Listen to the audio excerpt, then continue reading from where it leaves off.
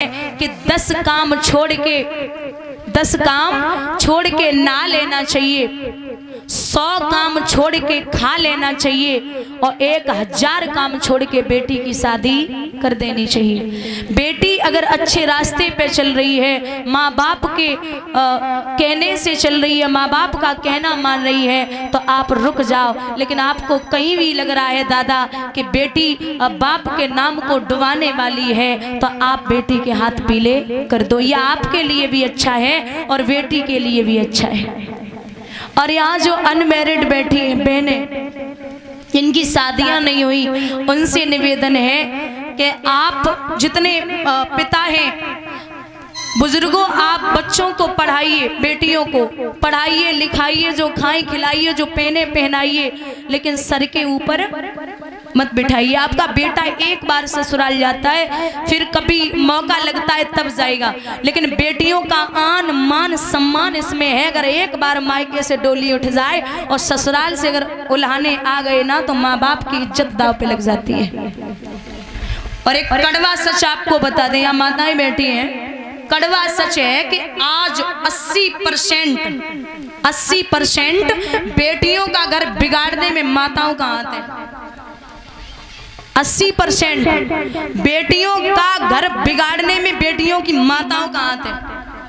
वो पता किस लिए?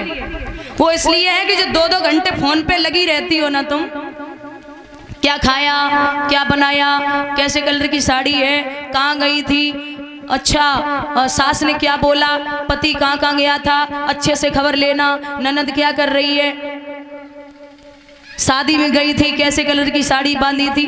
हर मतलब प्रचंड की जड़ हो तुम। अगर तुम 2-2 घंटे फोन पे बात क्या होगी, तो अपने घर को संभालिए। तुम्हारी बहू क्या कर रही है, तुम्हारा बेटा कहाँ जा रहा है, तो अपने घर को देखिए, दूसरे के घर को संभालने की जरूरत नहीं है। अच्छा, पिता भी तो होते हैं, पिता को बस खबर होती है। बाप जो होता है ना, बाप ऐसा है, बेटी की आंखों में आंसू शादी से पहले भले ही देख ले, लेकिन शादी के बाद जीवन में नहीं देख सकता। पिता वो हर काम करता है, पिता वो हर चीज देता है जो बेटी की आंखों में आंसू ना आए। एक सेठ के घर में एक लड़की ने जन्म लिया। जब तक वो छोटी रही तब तक तो कोई 2 बातें कहता 4 पकड़ा देती, कोई 4 बातें कहता 8 पकड़ा देती। वो धीरे धीरे बड़ी हुई तो सेठानी समझाने लगी कि ये बड़ी हो रही है, शादी के योग्य है, इसकी शादी होनी है, एक काम करो, इसे समझाओ, पराए घर जाना है। सेठ जी बोले, पागल हो क्या, हमारी बिटिया बढ़िया, हमारे पास बहुत दाम है, बहुत पैसा है, बहुत रुतबा है, बहुत सम्मान है, मेरा नौकर भेज दूंगा, कमी नहीं है मेरे यहाँ। सेठानी बोली, नौकर और रुपया कमाए वालों ना, जबान कम करवाए दो, वह बहुत हो, जबान बहुत चलती है। बोले नहीं, अब शादी के योग्य हुई। जब शादी के योग्य हुई तो शादी हुई, सुबह ही सुबह जैसे ससुराल में पहुंची तो रात भर तो काट ली। बिटिया ने दूसरे दिन फोन करो, पिताजी हमें ले जाओ, पिताजी हमें ले जाइए। जवाब दो, कल तो विदा करी और आज ले जाए, कौन सा पहाड़ टूट पड़ो। बोले अगर भोजन कर रहे हो तो पानी यही पीना आके हमें ले जाइए। पहुंचे, अकेली बिटिया है, लाचार है। समधी से कहा नमस्ते, नहीं बोले। समधी से कहा प्रणाम करता हूँ, वो भी नहीं बोले। बोले बेटी को लेने आया हूँ, ले जाऊं क्या? समधी ने जवाब दो, कल को ले जाए वाले हमें ले जाओ, हमें ऐसी बहू के साथ नहीं रहना तो पल पल पे जवाब देती हो, ले जाओ इसे। बिटिया को लो, सेठ जी घर पे पहुंचे, लाडो बैठो, ठीक हो? बिटिया आग बबूला, बोले हम ठीक है। अरे मैं ठीक हूँ, तुम्हें शर्म नहीं आती मेरी शादी कर दी? अरे मुझे यही रहना है। अरे सेठ जी बोले क्या हुआ? बोले कुछ भी नहीं हुआ। ससुराल कैसी है?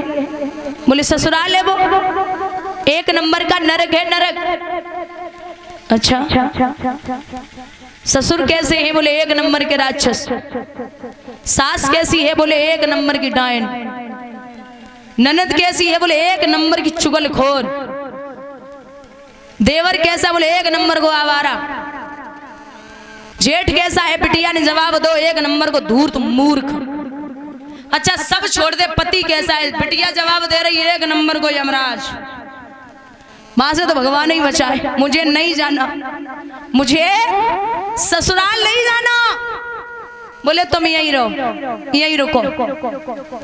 लेकिन परीक्षित, शादी के बाद बिटिया 8 दिन से ज्यादा अगर मायके में रुके तो पड़ोसी बातें करने लगते। काय ना आई गई, पिट गई आइयों का, पति ने पिटाई लगाई दी, सास ने पिटाई लगाई है, मतलब पति शराबी है का, मतलब 1000 बातें पड़ोसियों को तो करनी होती। और भाभियां भी आज के जमाने की बड़ी इंडोइड है। 2-4 दिन के लिए आए ना ननद तो बढ़िया सेवा करेंगी, बहुत अच्छा सम्मान देंगे। और ज्यादा से ज्यादा अगर रुक गई तो बस भाड़ में जाओ, वो रखो आटा चावल खिचड़ी बनाओ और खाओ। अब वही 2-4 दिन है गए, 10 दिन है गए, 1 महीना है गो, लोग बातें करने लगे, क्यों नहीं जा रही हो, क्या बात है? मंदिर जाती पुजारी पूछते, अरे बेटी क्यों नहीं गई हो? दामाद जी लेने नहीं आए क्या? बिटिया बोली है तो गई दामाद, उन्हें जिंदे रहो, उन्हें जिंदे रहो। अरे मुझे नहीं जाना। बोले तुम्हें अगर अच्छा नहीं लगता तो हम कल से मंदिर नहीं आएंगे। अरे नहीं लाडू, तुम रोज आओ मंदिर, हमें कौन सो फर्क पड़ रहा, हमारे का खाई रही हो तुम।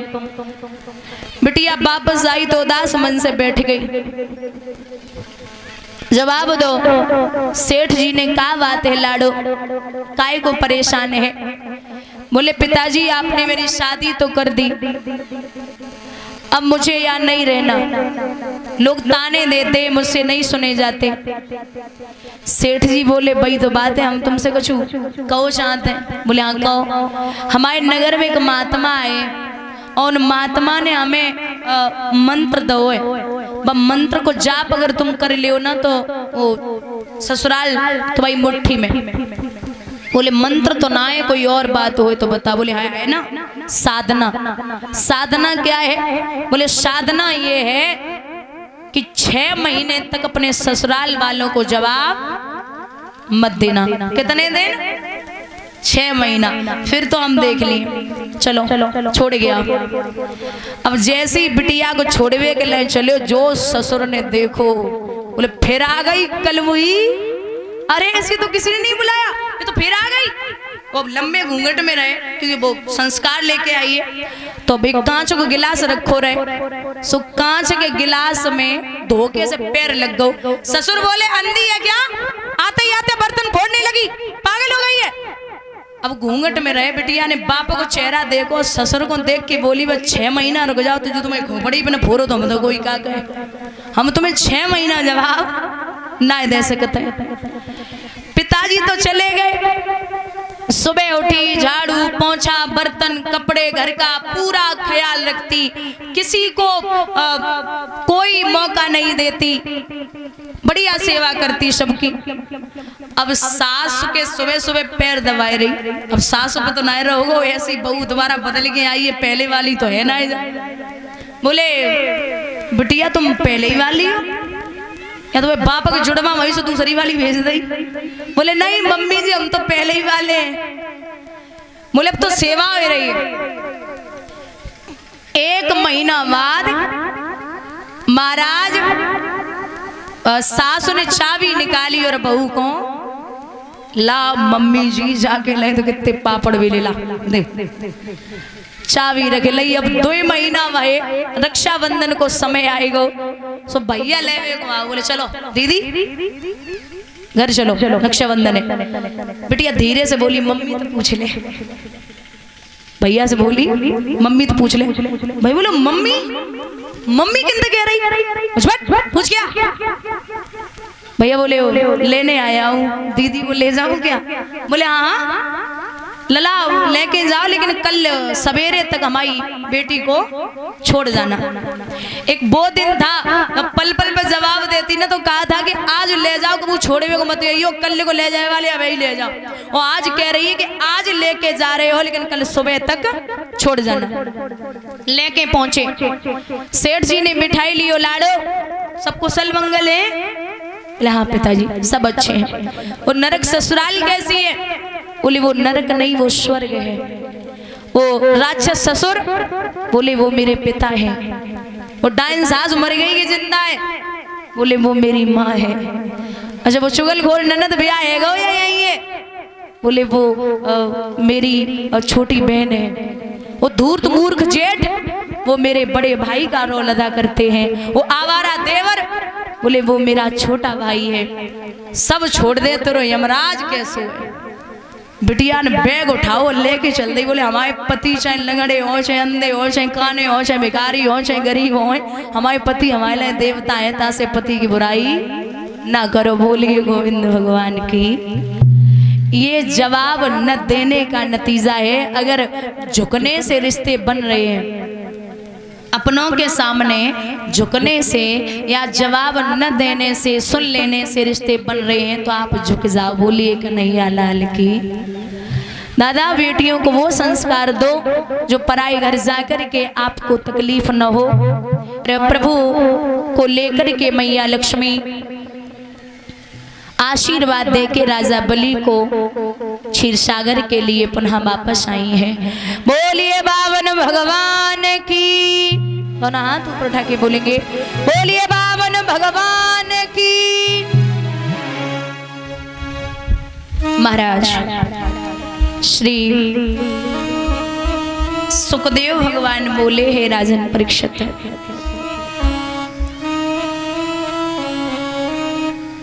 प्रसंग उठता है सूर्य वंश का।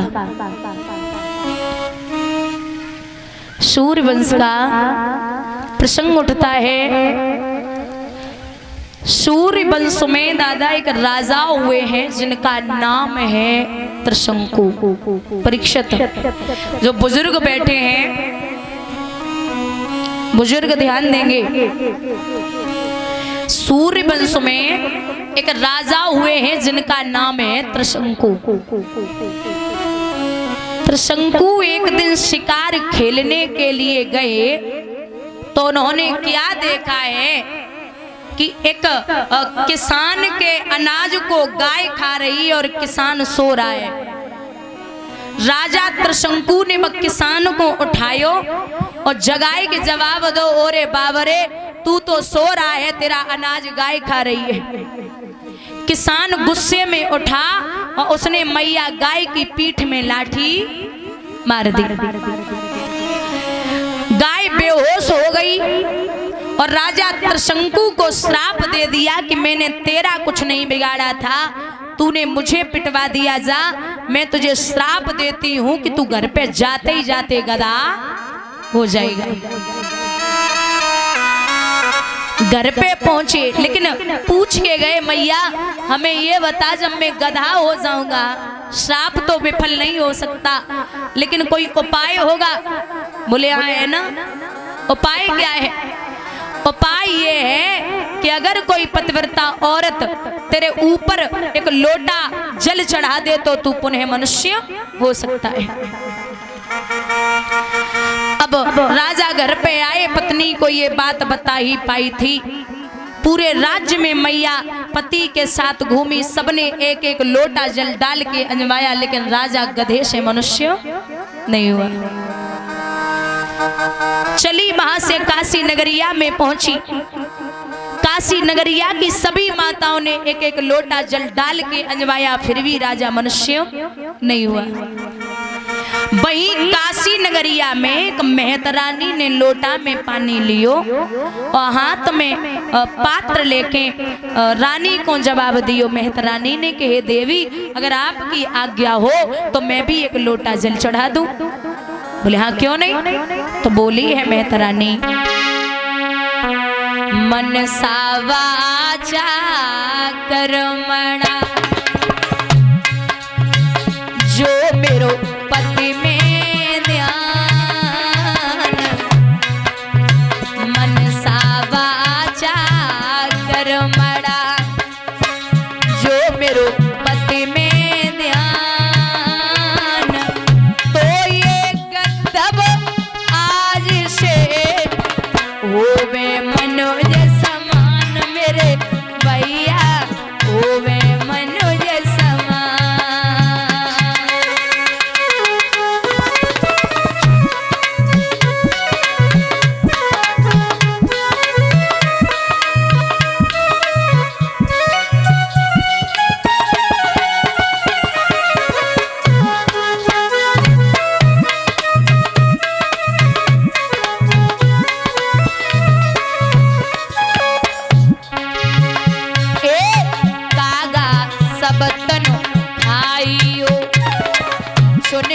खइयो मेरो मांस, दोने नामत खाइयो, प्रभु मिलन की आस मोरे कागा श्याम मिलन की आस।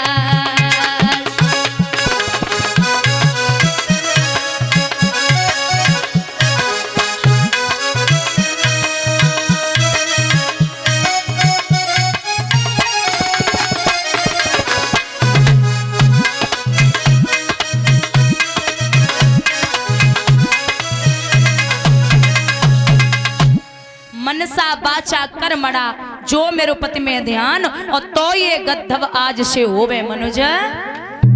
जो मेहतरानी ने राजा पे लोटा छोड़ो, बुजुर्गों ध्यान देना, पुनः राजा गधा से मनुष्य बन गए। अब तो रानी हाथ जोड़े खड़ी, बहना तू जो हमसे चाहे मांग सकती है। मेहतरानी ने जवाब दियो, हमें कछु ना चाहिए, हमारे पास सब कुछ है, लेकिन मेरी ये इच्छा है कि इस एक लोटे के बदले में तुम्हारा पुत्र मेरे यहाँ 100 घड़ों जल भरे, ये मेरी इच्छा है। इन्हीं त्रिशंकु के पुत्र हुए राजा हरिश्चंद्र, इसीलिए राजा हरिश्चंद्र ने मेहतर के घर में पानी भरा है। बोलिए गोविंद भगवान की। और ये जो राजा हरिश्चंद्र हैं त्रिशंकु के पुत्र, ये पहले से सत्यवादी और दानवीर नहीं थे। महाराज इन्हें भी झूठ बोलना आता था। इनके कोई संतान नहीं थी, तो इन्होंने वरुण देवता का यज्ञ किया। वरुण ने कहा कि संतान तो हो जाएगी, लेकिन उसी संतान के द्वारा तुम्हें बलि देनी पड़ेगी। हरिश्चंद्र बोले, महाराज पुत्र प्राप्ति हो जाए मैं बलि दे दूंगा। पुत्र हुआ, आए बोले बलि दो। महाराज 6 दिन का हो जाए तब ले जाना।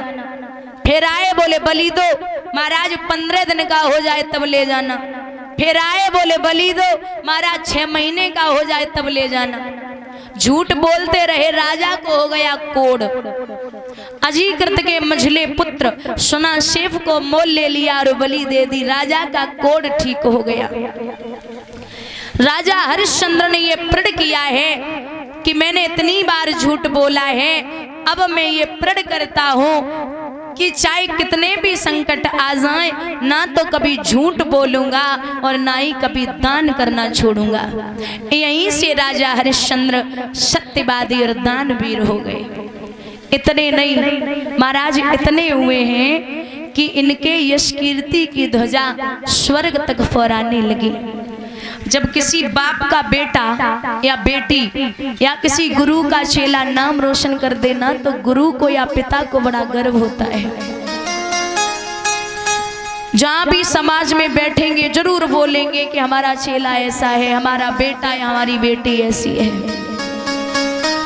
वशिष्ठ जी जो गुरुदेव हैं, वो सभा लगी हुई है देवताओं की, वहां बैठे बात कर रहे हैं। बोले हमारे चेले का बड़ा नाम है, जिसका नाम है हरिश्चंद्र। विश्वामित्र बोले कि सत होता है, व्रत होता है, पर सीमा सबकी होती है। सावन भादों के दिन पाए के सरिता विवाह बहती है। सोना क्या खूब चमकता है, जब तिलक दिखाओ आज नहीं। ये बाबा तेरे घर की बातें की गई अभी तक जांच नहीं। तो यहाँ वशिष्ठ जी बोले हैं, हो जो तुम्हारे मन अति संदेह, तो तुम जाए परीक्षा लेऊ। राम सिया राम, सिया राम, जय जय राम, राम सिया राम।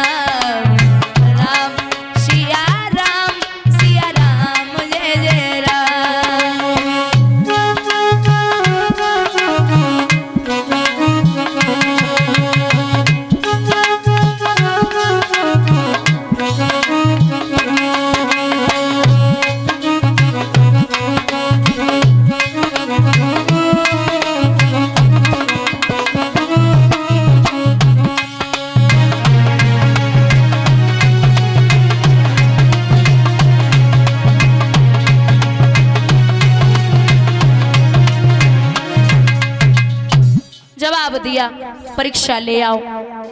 महाराज विश्वामित्र एक शूकर का भेष धारण करके राजा हरिश्चंद्र की बगिया की तरफ चले। सारी बगिया को उजाड़ दिया, मालियों को घायल कर दिया। माली रोता हुआ राजा के दरबार में पहुंचा। क्या हुआ? बोले महाराज एक शूकर आया है, उसने सारी बगिया को उजाड़ दिया। चिंता ना करो, मैं सुबह शूकर का वध कर दूंगा। रात्रि भर राजा विश्राम करता है। सुबह जब फौजों को तैयार किया, वहां से चले, साथ में मंत्री को लेकर के राजा सारी बगिया को घेर लिया। लेकिन बारे विश्वामित्र सबसे छिपके वहां से बाग से सीधे निकल गए। अब राजा पीछे पीछे है। आगे जाए के विश्वामित्र ने एक झाड़ी में छिपके सूकर से महात्मा को भेष धारण कर लियो। अब उते से महात्मा आ रहे, इते से राजा जाए रहे। सो प्रणाम करो महाराज। प्रणाम करता हूं। बोले खुश रहो। कहां जा रहे हो? महाराज आपने इधर सूकर जाते हुए देखा क्या? बोले नहीं। क्या करोगे? उस सूकर ने मेरी बगिया को उजाड़ दिया, मैं उसका वध करूंगा। कौन हो? हरिश्चंद्र। अरे आप वो हरिश्चंद्र हैं जिसके यश कीर्ति की ध्वजा स्वर्ग तक फहराती है। महाराज बड़ों का आशीर्वाद है, आप जैसे संतों का आशीर्वाद है। अरे बाबरे राजा, हम तो सोच रहे हमारे घर में एक कुंवारी कन्या है, उसके हाथ पीले करने हैं, और तू यहाँ एक सूकर का वध करने जा रहा है। तू पागल हो गया है क्या? राजा बोले महाराज आप ऐसे बोल रहे हैं, उसने मेरे मालियों को घायल कर दिया, मैं उसका वध तो करूंगा। अरे तू जीव की हत्या करने जा रहा है, कैसा राजा है? और महाराज जब विश्वामित्र जवाब दे रहे हैं कि ओरे राजा घर में बेटी कुंवारी है, और बुजुर्गों एक कहावत है